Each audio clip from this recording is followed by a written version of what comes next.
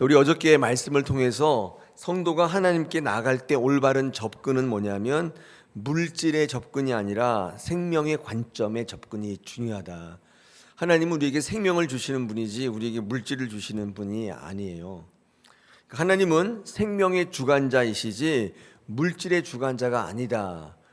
내가 언제 그렇게 세움을 받았냐. 우리 14절에 보니까 그렇게 말씀하시잖아요. 이르시되 이 사람아 누가 나를 너희의 재판장이나 물건 나누는 자로 세웠느냐 말씀하십니다. 하나님은 생명의 주관자이시지 물질의 주관자가 아니다. 여러분, 그런데 그렇다고 하나님이 물질에 관여하시지 않는 것은 아닙니다. 하나님이 물질에 관여하시는데 그러면 어떻게 관여하시냐면 많이 주기도 하시고 적게 주기도 하시고 이렇게 관여하는 게 아니에요. 여러분, 하나님 믿으면 돈 많이 벌고 믿지 않으면 적게 벌고 그런 게 아니에요. 물질의 많고 적음은 그 사람이 어떤 내용의 사람인가에 따라 달라지는 게 아니에요. 물질은 어떤 사람인지 관계없이 수단, 방법, 노력, 여하에 따라 달라질 수 있습니다. 여러분, 세상을 보면 의인은 돈 많이 벌고 악인은 적게 벌고 그렇지 않지요. 세상에 돈 많은 악인이 얼마나 많은데요.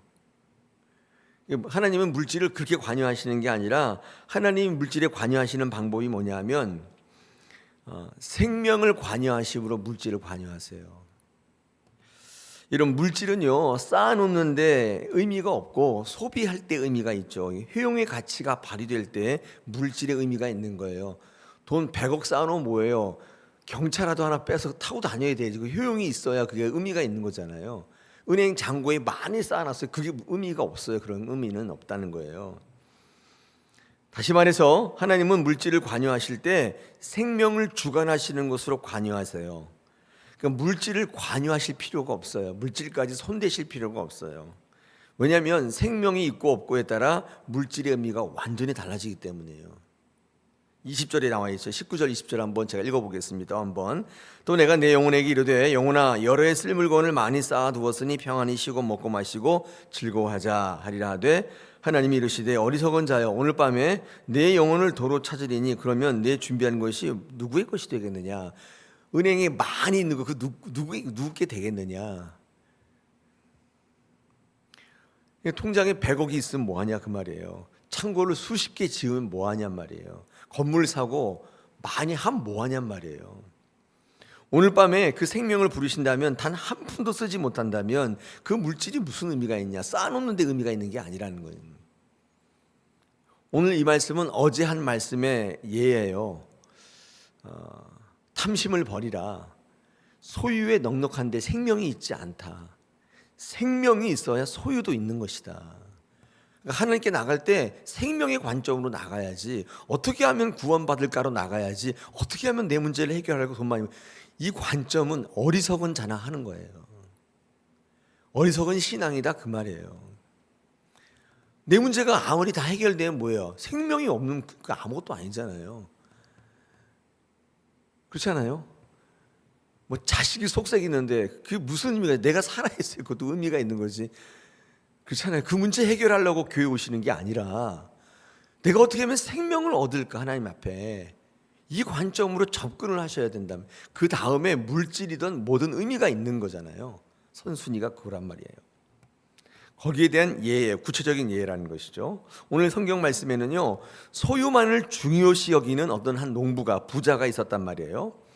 이 부자는 쌓아놓는데 저축하는데 평생 헌신한 사람이에요. 열심히 일합니다. 낭비하지 않습니다. 당연히 게으름도 피지 않아요. 성실근면해요. 오늘 성경 말씀에 쌓아놓는다는 말이 4번이나 반복되고 있어요. 17절, 18절, 19절, 21절 거의 모든 구절에 등장하고 있어요. 이 부자의 낙은 뭐냐면 열심히 벌어서 은행에 차곡차곡 쌓은 그 잔고가 높아지는 걸 보면 즐거워하는 거예요. 야, 오늘 내가 얼마나 쌓아놨구나 이런 거 오늘 성경 말씀에 나오죠. 열심히 일해요. 과소비도 안 해요. 뭐 명품 같은 것도 안 사요. 계속 쌓아놔요. 차라리 명품이나 사서 들고 다니면 그나마 효용의 가치가 있으니까 의미가 있는데 그것도 안 해요.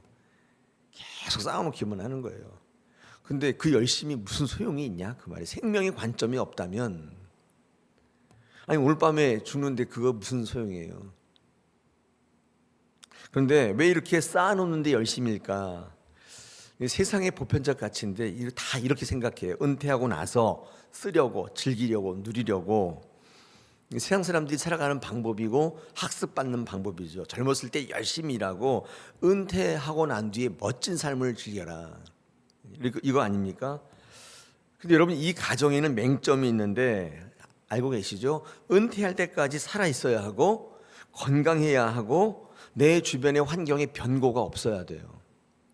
이 모든 게 딱 말아 떨어져야 쌓아놓는 거 은퇴 때 비로소 이제 쓰시기 시작하면서 즐길 수가 있는데, 그게 안 되면 아무짝에 쓸모없다. 하나님은 생명을 주관하심으로 물질을 다스리세요. 쌓아놓는 것에 의미가 없어요. 쓸 때 의미가 있는데, 이 생명을 주관하심으로 물질을 쓸 수 있는 특권을 주시는 거예요. 하나님은 물질이 있어도 쓰지 못하게 하실 권리가, 능력이 있어요. 물질이 있고 없고가 중요한 게 아니라 하나님 안에 생명이 있는가가 더 중요한 거예요. 이걸 아는 분이 지혜롭단 말이에요. 하나님의 가치는 그의 은퇴 이후의 개념에 포함되어 있지 않아요. 이 사람은 뭐냐면 그 은퇴 이후에 자기의 생명을, 자기의 건강을 자기가 주관하겠다 그러는데, 그거 굉장히 어리석습니다. 제 나이 또래 친구들 만나보면 아직 팔팔하거든요. 그러니까 뭐 65세 뭐 이렇게 돼서 뭐 하겠다 그러는데, 여러분 그때 가면 건강이 확 달라져요. 이 건강이요 서서히 나빠지는 게 아니에요. 오늘 갑자기 수직으로 떨어져요. 어르신들 다 경험해 보시지 않아요? 뭐 조금씩 나빠지는가요? 오늘 갑자기 중환자실에 누워 있다니. 오늘 갑자기 뭐가 확 수치가 떨어져서 가보면 그때부터 환자가 돼요. 얼마나 어리석어요.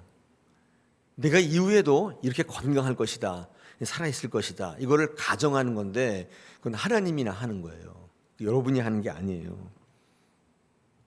물질의 가치는 얼마나 많이 쌓아놓는가가 아니라 내가 원할 때, 내가 원하는 곳에 과연 쓸 수 있는가의 가치가 결정돼요. 물질이 있다면, 없으면 말할 것도 없고. 우리 어제 그제 묵상하신 말씀에 하나님은 본질을 주관하시는 분이다. 우리의 몸을 멸하실 뿐만 아니라 우리의 영혼을 지옥에 던져 넣을 권세를 갖고 계신 분이다. 여러분의 계획대로, 여러분의 생각대로 되면 얼마나 좋아요? 그렇지 않다는 거예요. 그러므로 가장 지혜로운 인생은 벌어서 창고를 새로 짓고 은행 계좌에다 차곡차곡 쌓아놓으면서 미래를 계획하는 사람이 아니라 하나님 안에 부요한 사람인 거예요. 성경은 계속적으로 이것을 권면해요. 그러니 은퇴 이후에 쓸 생각하지 마시고 하나님 안에서 부요한 자가 되라. 하나님께서 그 창고를 계속 채우시고 쓸 수 있는 특권을 주시고 권리를 주신다는, 얼마나 귀한 말씀입니까? 우리는 생명을 주관할 수는 없잖아요. 건강을 주관할 수도 없어요. 아니, 누가 건강하지 않고 싶은 사람이 어디 있어요? 저도 건강하고 싶은데 부쩍 건강이 안 좋아진다는 사실을 이제 피부로 느껴요. 예전에는 이런 적이 없었거든요. 젊었을 때는 막 뛰어다니고, 지금은 그렇지 않다. 가면 갈수록 심화될 거다. 좋아지진 않아요. 건강은 계속 나빠지죠. 우리가 삶을 어떻게 사냐에 따라 유지할 수는 있어도, 그 늦출 수는 있어도, 제가 예언 한번 할까요? 나이가 들면 들수록 건강 나빠진다고요. 지금보다 훨씬 나빠져요. 근데 그런 하나님이 특권을 자기가 가정해서 뭐 일을 한다는 게, 이게 얼마나 어리석어요. 여러분, 당장 내일 밤이라도 우리 이 땅을 떠날 수 있어요. 그렇잖아요. 하나님의 손에 생명을 맡기는 이들에게 비로소 물질이 의미가 있어요. 우리의 생명은 소유의 넉넉함이 있지 않고 하나님 안에 있다. 이거는 오늘 주제거든요. 어떤 사람이 지혜로운가? 돈 많이 벌어서 많이 쌓아놓는 사람인가? 은퇴 후에 훌륭한 노후 계획을 세우는 사람인가? 아무것도 아니고, 이건 다 어리석단 말이죠.